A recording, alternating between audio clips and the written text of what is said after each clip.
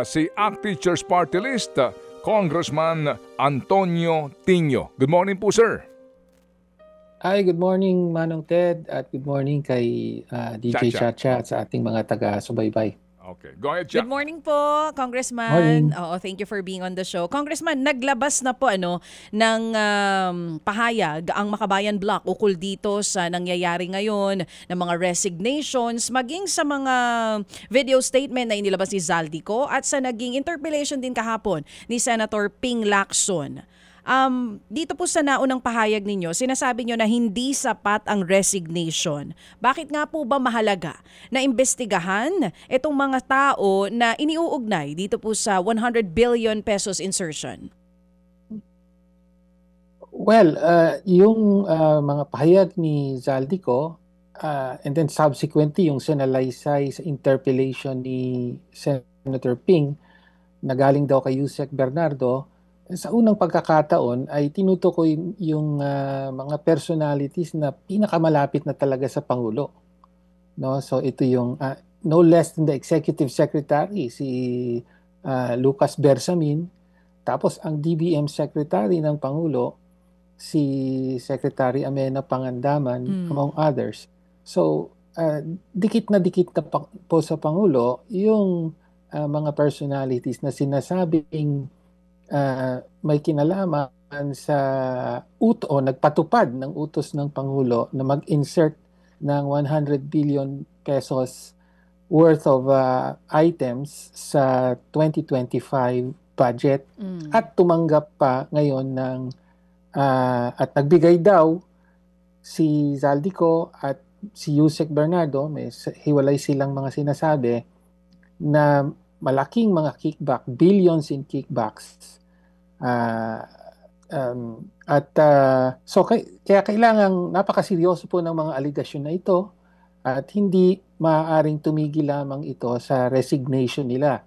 Kailangan ng mas malalim na investigasyon at higit pa, kailangang magkaroon talaga ng independent investigation para malaman yung role mismo ng presidente dahil mga pinakamalapit na opisyal na ito ng kabinete ng presidente. Oo. So, hindi po kayo sumasang-ayon doon sa sinasabi ni Senator Ping na oo, may confirmed kickbacks pero hindi kasama dito ang Pangulo?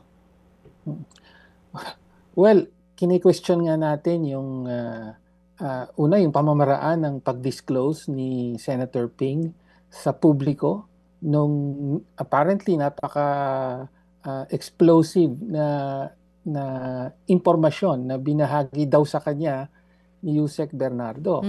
Dahil dinaan niya hindi sa Blue Ribbon Committee hearing na siya ang chair, kung hindi sa interpellation niya kahapon sa plenary budget deliberations ng Senate.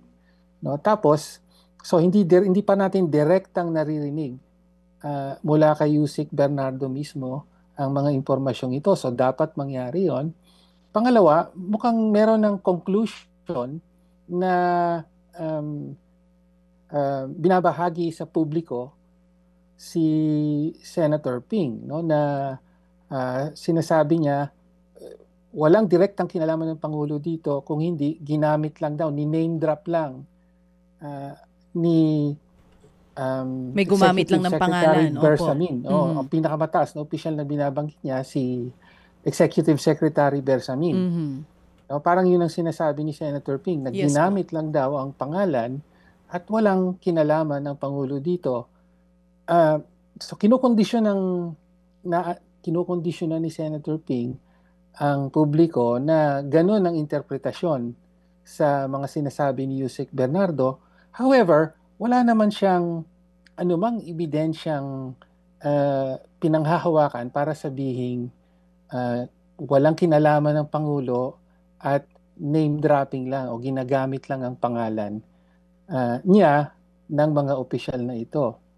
No? So yun ang problema natin dun sa disclosure ni Senator Ping kahapon. Kaya ang mas importante siguro, dapat marinig natin directly ang ano ba talaga yung sinabi ni Yusek Bernardo. At ngayon, kailangan na rin marinig natin Dahil available naman yung mga yan. Andyan Yeah. si Executive Secretary Bersamin, Mhm. si Secretary Pangandaman, kahit si Secretary Bonoan, kasi binabanggit din Mhm. ni Senator Ping na binanggit din daw ni Yusek Bernardo na may role doon sa insertion ng 100 billion pesos worth of items, 81 billion of which ay nilagay sa DPWH. Oo. Oo. Congressman, bakit po kayo nagulat dun sa naging pahayag ni Senator Ping kahapon? Hindi ba po, siya po ang chairman ng Senate Blue Ribbon Committee, so meron talaga siyang, kumbaga may direct information siya dito sa mga bagay na ito. I think parang sinasabi niya, nagkaroon siya ng interpellation kahapon para i-dismiss yung ibang mga impormasyon na inilabas po ni Zaldico doon sa video. Yun po yung parang sinasabi sa na dahilan kung bakit nga po niya naihayag iyon. Pero sa inyo, parang ang dating, paano ba, may political motive? Ganun po ba yung pagkakaintindi ko? Tama po ba? Well, ang ang intindi natin sa ginagawa niya ay merong sinabi sa kanya si Yusek Bernardo na actually nagko-confirm sa maraming bahagi ng sinabi ni Zaldico. Yes po. No? So, confirmed, merong 100 billion peso insertions. No? Tapos, ayon kay Yusek Bernardo, so 100 billion na yon, 51 billion ang direktang hinawakan niya, meaning siya siguro yung nagkamada ng mga project. At confirmed din na merong kickback na binigay. No? Of course, nag-iiba doon sa sinabi ni Zaldico at sa sinasabi ni Yusek Bernardo. 25 billion daw binigay ni Zaldi. Yes, opo. Sinasabi ni Yusek Bernardo, according to Senator Ping, 8 billion pesos. Okay? Pero ang mas importanteng punto, confirmed yung mga insertions, confirmed yung may kickback, at confirmed na nanggagaling, at least directly, nanggaling ang utos from the Executive Secretary. Oo. Parang nararamdaman po ba ng makabayan na it's too early for Senator Ping na sabihin na walang kinalaman dito ang Pangulo? Definitely premature. At ako nga, parang kinukondisyon na ang publiko na tanggapin yung conclusion na yon na walang kinalaman ang Pangulo. Ano ang basis niya para sabihin yun? Ang basis, kung pakikinggan natin yung interpellation niya kahapon, ay merong spekulasyon si Senator Ping. Sinasabi niya, kasi nakita daw namin may 3 items na vinito ang Pangulo doon sa mga insertions worth 1.1 billion pesos. So 3 projects na vinito. So sabi niya, kung insertion to ng Pangulo, bakit siya mag-vivito? So tingin ko, hindi Pangulo ang nag-utos nito at ginamit lang ang pangalan niya. No? Pero alam nyo, Kated and DJ Chacha, kung titignan niyo yung listahan ng mga insertions, 643 items po yun na in-insert worth total 100 billion pesos. So 643 items tapos 3 lang ang vinito. Pwede mo namang sabihin na o pwede na bang gawing batayan yun para sabihin na ay, wala talagang kinalaman ng Pangulo dito. Samantalang napakaliit na bahagi lamang yun nung kabuuan. No? So kaya sinasabi natin, premature to conclude na walang kinalaman ng Pangulo at ginamit lang ng Executive Secretary ang pangalan niya, kaya napasunod si Yusek Bernardo, si Zaldico, pati si Speaker Romualdez. No? Parang pinalalabas naman na utu-utu lang ang mga sina Zaldico, the chair of Committee on Appropriations, at saka itong si Yusek Bernardo na batay sa kanyang mga salaysay, talagang experienced na operator sa mga ganitong bagay. No? So, again, premature para sabihin na para i-clear na kaagad ang Pangulo na wala siyang kinalaman dito. Oo. Sa Kamara po ba, dahil dito sa mga sinasabi nyo ngayon na dapat lumabas si Bernardo, siya mismong maghayag ng mga nasabi nitong si Senator Ping kahapon, kayo po ba nagpaplano na mag-file ng resolution para po imbestigahan ulit itong flood control projects kahit alam naman natin na nandyan ang ICI? Kasi ang ICI mismo nagsabi na hindi po nila ipapatawag ang Pangulong Marcos Jr. Pero from your statement ngayon, gusto ninyo na hindi lang kay Bersamin, hindi lang kay Pangandaman, maging ang Pangulong Marcos isama po sa investigasyon. Paano po yun? Well, tama po. Handa kaming mag-file ng resolution. No, we expect that Blue Ribbon Committee, dahil sila na ang may ongoing investigation, sila ang dapat gumawa nito, no, na ipatawag ang mga nabanggit. First of all, yung so far hindi pa natin actually naririnig yung testimonya ni Yusek Bernardo mismo. Kaugnay nito yung role ni ni Executive Secretary Bersamin at yung kanyang apo na si Adrian Bersamin, Trijib Ulaybar. Hearsay pa lang ang narinig natin kahapon from Senator Ping essentially is hearsay dahil kinikwento lang niya yung sinabi daw sa kanya ni Yusek Bernardo. Kailangang ma-put on record at saka under oath. Diba? Yun din actually yung puna niya ni Senator Ping kay Zaldico. Sinasabi niya, hindi naman sinumpaan niyang sinabi mo. In the same way, ganun din yung binahagi ni Senator Ping kahapon. So importante na mailagay under oath yung mga sinabi. Congressman, balikan lang po natin. Last September 25, yun pong mga sinabi kahapon ni Senator Ping na sinasabi ni Bernardo was already on record kasi nag-testify na po sa Senate Blue Ribbon Committee last September 25.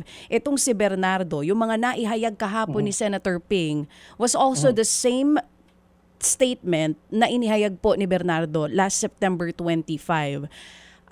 Kaya po naitanong ko kung sa inyo mismo dyan sa Kamara, since nagkaroon na po ng pag-testify itong si Bernardo dun sa upper chamber, kung kayo dyan mismo, dapat ba magkakaroon pa ng investigasyon kung gusto nyong mapasama yung Pangulo dahil nga po ang ICI mismo nagbigay na ng statement na sila, hindi na nila papatawag. Si Senator Ping sinasabi kahapon na posibleng para sa kanya, walang kinalaman dito ang Pangulo. So kayo po dyan sa Kamara, iba po kasi ang stand ng Makabayan Bloc. Para sa inyo, hindi Parang mukhang dapat maipatawag din ang Pangulong Marcos dito. But everything was on record na po, Congressman.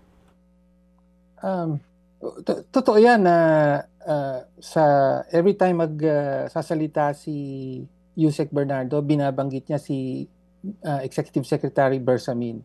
Pero I'm not sure na on record na yung lahat ng detalye na binahagi ni Senator Ping kahapon, no? Including yung detalye ng mga payoffs, paggamit ng mga armored car, etc. No, so importante na masalang muli si Yusek Bernardo, and for that matter, kailangan na rin na mapatawag si Executive Secretary Bersamin, or now former Executive Secretary Bersamin, former DBM Secretary Pangandaman, at iba pa, yung sina Ulaybar, Trijib Ulaybar, and Undersecretary Bersamin na legislative liaison ng palasyo sa House at Senate. So importanteng lahat yan ay mapatawag at ma-question. No, now, kung hindi na yan gagawin ng Blue Ribbon, ay handa't kami sa Makabayan na magtulak sa House. No, pero dapat questionin natin kung hindi na talaga ipatatawag ang mga ito. No, then ibig sabihin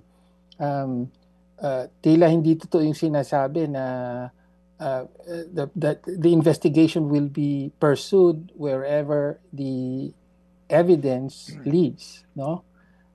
Bakit hihinto? Gayong nasa Malacanang na mismo, no? At nasa mga pinakamalapit o pinakamahalagang opisyal ng kabinete na ng Pangulo ang napapangalanan na merong at ayon sa tinuturing na reliable witness, which is Yusek Bernardo, as well as the earlier testimony of or statement of Zaldico, utos ito ng Pangulo. No? So, again, wala pang ebidensya na sinasabi na hindi ito utos ng Pangulo. Ganito, no, ilatag na natin, Congressman, sa sa konteksto na. Una, ito pong sinasabi ni Senator Ping Lacson, bago to. No, bago itong statement ni Bernardo, wala ito doon nga sa kanyang binasa rin na supplemental. Itong latest, wala kasi Tama nga reaksyon ito ni Bernardo doon sa video ni Zaldi. Ni Zaldico. Yan ang pinagmulan nito, no? So, wala pa ito. Bago lang po ito na sinasabi nga na mga deliveries na ito, and then yung binabanggit po na 16%, no, na naging 16% po yung kickbackan. Okay? And then yung pangkumpirma doon sa insertion na aligasyon ni Zaldico. Yan po. Okay. That's one. Second, yung investigasyon, wala pang schedule ang Blue Ribbon mismo. Sabi sa atin kahapon, di ba siya, wala pa daw itong petsa, kaya nga hindi makapag-iimbita kasi wala pang specific date kung kailan meron ng oras ang Senado para po sa Blue Ribbon Committee hearing. Okay.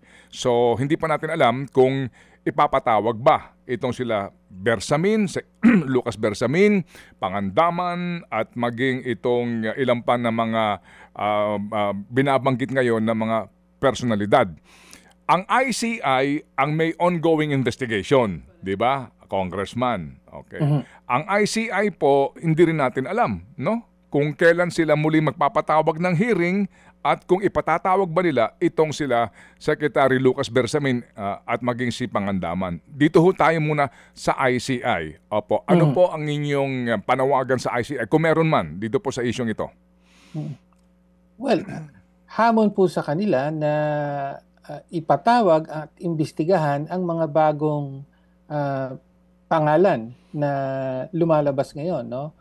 Aside from Yusek Bernardo mismo, importante yung kanyang bagong testimonya nga, kailangan ipatawag din si Executive Secretary Bersamin at si DBM Secretary Pangandaman. Isa pang napaka halagang kumpirmasyon nung unang siniwalat ni Zaldico at mukhang sinuportahan itong si Yusek Bernardo ay yung pagsibak mismo sa kanila ng Pangulo. Ibig sabihin, bakit sila sinibak? Kung initially ang sabi ng palasyo, walang anumang basis yung statement ni Zaldico, di ba? Pero ngayon, powerful confirmation na tinanggal mismo yung mga opisyal na pinangalanan niya and then subsequently ni Yusek Bernardo. So kailangan ipatawag ang mga ito.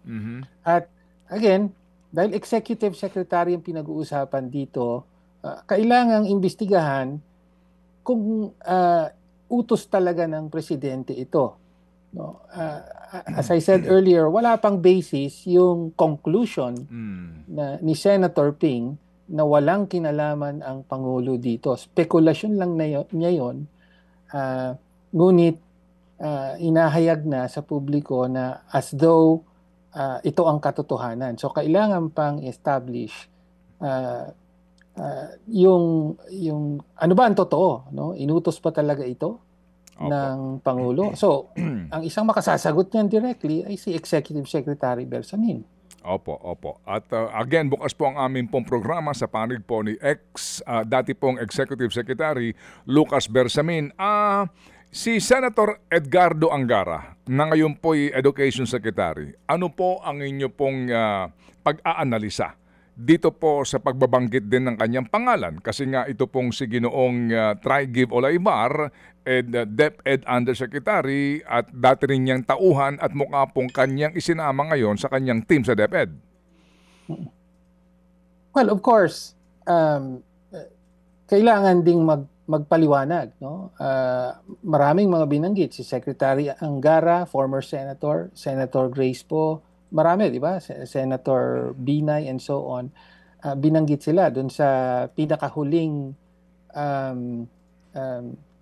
testimonya ni Yusek Bernardo sa Blue Ribbon Committee. Lahat sila nag-issue lang ng mga general or blanket denials, no? So I think hindi makasasapat na ganun lang. Kailangang again, isa lang at mas maimbestigahan ng mas malalim ang mga ito, no? In the case of Secretary Angara, of course, mukhang may ibang relasyon siya kay kanyang Undersecretary Tri-G Polayvar. So kailangang palalimin din ito. No, lalo pa at tila susi ang papel, no, niya kung pagbabatayan natin, lalo na yung latest from Yusek Bernardo, talagang sila yung well, ano man tawag dyan, bagman or what, no, yung tumatrabaho para mangolekta ng mga kickback, no. To the extent na yung isang detalye na shinare kahapon, si Yusek Olayvar daw yung nagmamaneho mismo ng armored car na pangkolekta ng well, total of 8 billion in kickbacks, no? Opo.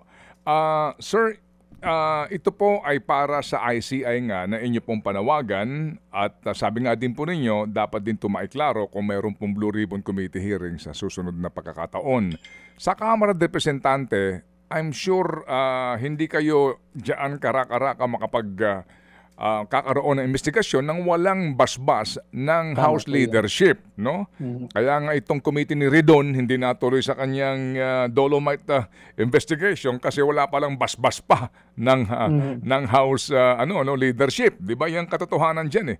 Nagkusa siya pero wala pa ho palang approval 'yon sa House leadership. Kayo po, anong inyong balak sa Kamara dito ho sa usapin na ito? Well, magfa-file kami ng resolution para ipatawag at maimbestigahan, lalo na itong mga pinakahuling nabanggit na pinakamalapit na sa presidente, no? Ipa-file natin yan, pero katulad ng sinabi mo, Kated, ang realidad dito ay ang posisyon ngayon ng House ay wala ng mga investigasyon kaugnay dito sa infrastructure, corruption, ipapaubaya daw lahat sa ICI. So, well, magpa-file tayo, itutulak natin. Let's see what happens. Okay. Opo. Sige. So, sa ngayon po, para din po sa mga nakikinig sa atin, ilagay din natin siya sa konteksto, no? Oo. Sabi ho ninyo na ang inyo pong aligasyon din ay ang sinasabi kahapon ni Senator Ping na dito po sa transaksyon na ito at dito po sa listahan ng mga insertions na ito, walang kinalaman si Presidente Marcos mismo, di ba? Yan ang kanya pong contention.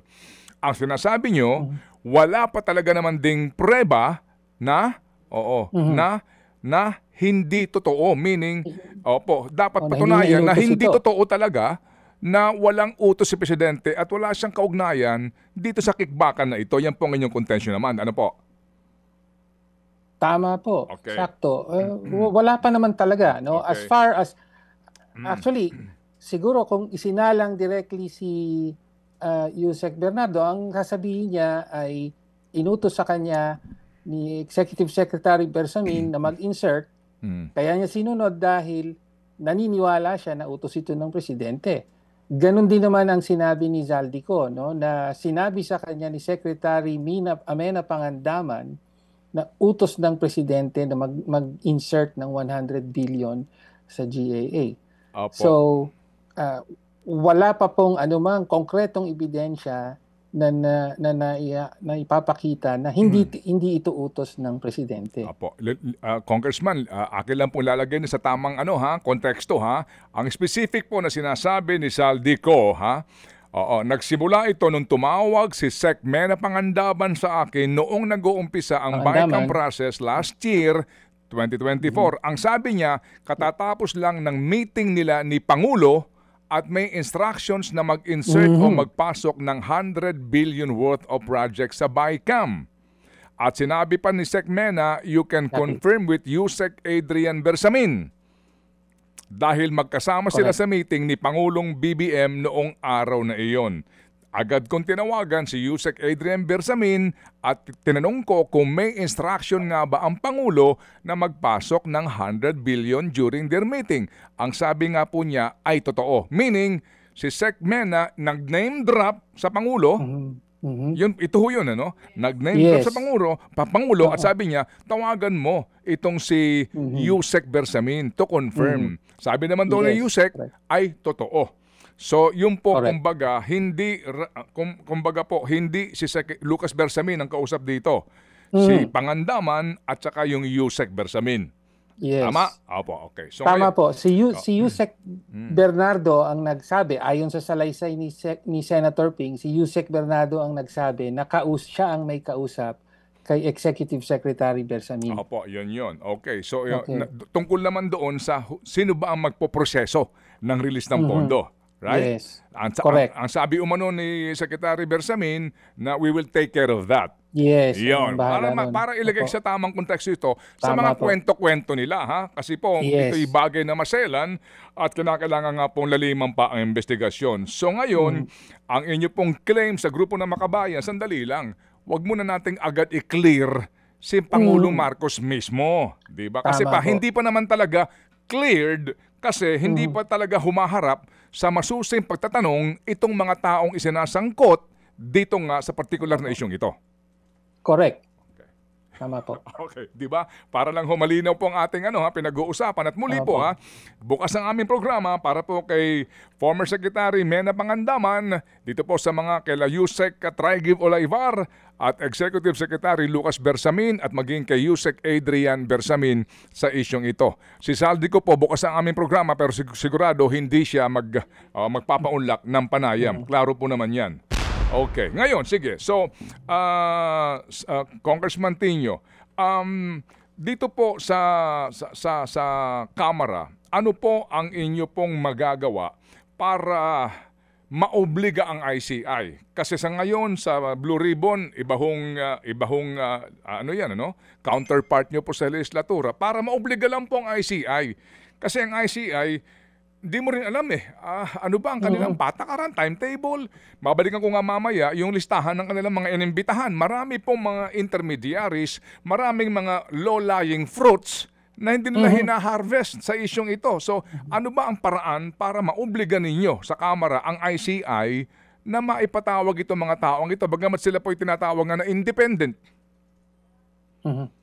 Well, kung maobliga, ibang usapin niya, no? Pero definitely hahamunin natin ang ICI na imbestigahan, no? Si Executive Secretary, si Secretary Pangandaman, lahat ng mga nabanggit at muling ipatawag si Yusek Bernardo. Siguro siya yung susi na available, no?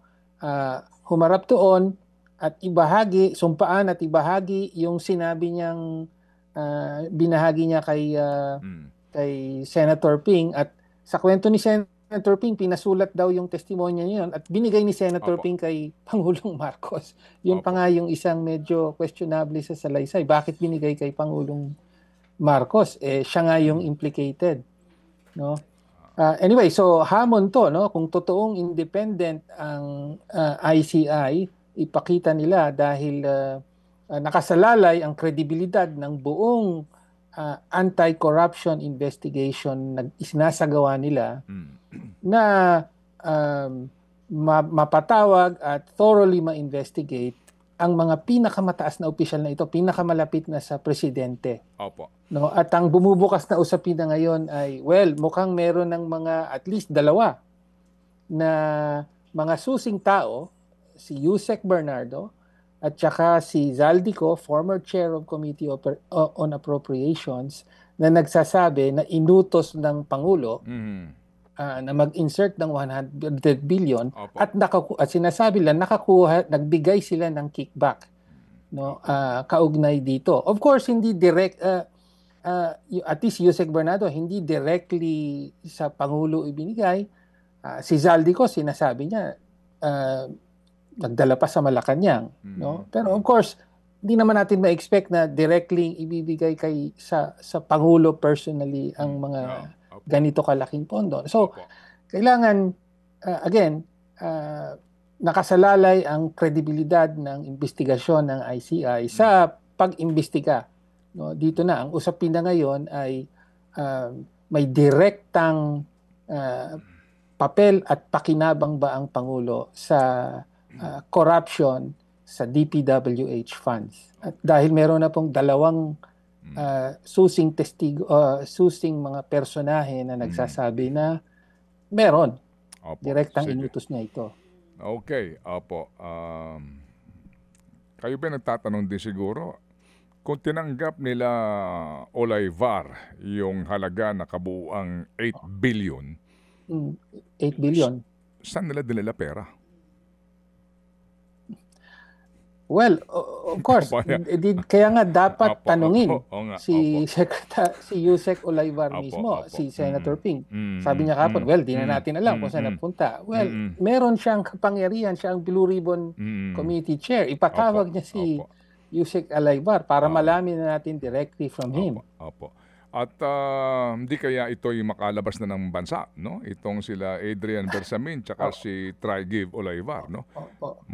Kung sakasakali. Well, yun nga ang problema na so far puro mga resignations lang ang nangyayari, 'di ba? Pinag-resign. Kaya nga sinasabi natin hindi dapat matapos sa resignation. Parang nangyari kay Secretary Bonoan. Siya yung unang-unang nag-resign. No? Sa simula pa lang ng budget process sa House, nag-resign na siya. Pinalitan na ni Secretary Vince Dizon. Tapos, actually, parang nakalusot na siya. Hindi na siya natanong. No? Tapos ngayon, di ba, ang balita ay nakalabas pa ng bansa. So tama po yung ni-raise nyo, Kated. Tama yung fear na yan na dahil wala namang mga whole departure order or whatever, ay pwede ngang makalabas ng bansa.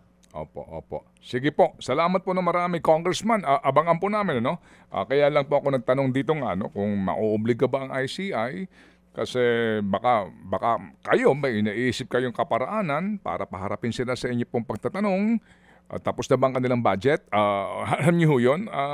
Para lang ho natin matutukan po itong issue ito. Kasi ngayon, importante rin po, no? In fairness to the President, importante rin po na matanong itong mga taong ito para maiklaro talaga at malinis ang kanya pong tanggapan mismo. Sige po, salamat po sa inyo. May tanong ko ba, Matya? Kated, actually, nabanggit nyo, Kated, siguro kailangan hamunin na rin natin ng Pangulo mismo na para direktang magsalita at magpaliwanag sa publiko. Bakit halimbawa, sinibak niya ang kanyang executive secretary? Hindi sinibak, sir. Pinag-resign. Pinag-resign po. If I may correct you. Pinag-resign. Opo. Okay. Courtesy resignation. Tinanggap ang hindi sila sinibak. Tinanggap ang courtesy resignation per delicadeza, sabi po ni Yusek Castro. The President owes it to the public to explain kung bakit tinanggap niya ang courtesy resignation ng mga susing tao na ito, si Executive Secretary Bersamin at saka si Secretary Pangandaman ng DBM, susing tao sa kanyang economic team. No? So, bakit? Kailangan marinig direkta mismo sa Presidente. No? Lalo pa kung may kinalaman ito sa corruption scandal na sinasabi niyang pinapaimbestigahan niya at gusto niyang malinis. No? So we have to hear directly from the President. Hindi pwedeng manahimik lang. Napakahalagang mga developments nito. Kailangan i-address na rin niya yung role na ano ba talaga ang meron ka ba talagang direct role sa pag-utos ng mga insertions. Okay, sige po. Sige. Okay. Yes po. Congressman, kahapon kausap nga po namin si Senator Ping. Natanong lang namin yung tungkol po dun sa mga naging pahayag ni Senator Amy tungkol sa kanyang kapatid. Ang sabi niya, very un-Filipino. Kayo po, anong reaksyon niyo dito? Well, hindi naman bago ito, no? Matagal ng talking point ng kampong Duterte ito na drug user ang Pangulo, tapos ngayon ang bago ay pati daw yung First Lady and so on. Well, again, the President should once and for all, siguro mabuti pa, once and for all should address this para matapos na kasi as I said, di bago to, di ba? Matagal na yan, pati yung hamon na mag hair follicle test and so on. So, totoo ba o hindi? I mean, the President can directly address this and put a stop to all of these insinuations, allegations, and so on. nasa sa kanya rin yun. Okay, sige po. Salamat po na marami sa inyo, Congressman. Ano po, sa inyo pong panahon na ibinigay po sa aming programa. Salamat, sir. Maraming salamat. Magandang umaga po. Yan nga po, si ACT Teachers Party List Representative Antonio Tinio. Mga kapatid, brothers and sisters, saan ka pa? Dito na tayo sa totoo. Dito na tayo sa True FM. Mga kapatid, mag-subscribe and follow po kayo sa social media accounts ng True Network PH. Yan po kami. Hanapin nyo lang True Network PH, Facebook, Instagram, YouTube, TikTok, and podcast. Mapa Apple or Spotify man yan, mahahanap nyo kami. Lahat ng mga napapanood at napapakinggan nyo po sa programa, nasa social media accounts namin yan. So, paano mga kapatid? See you sa social media!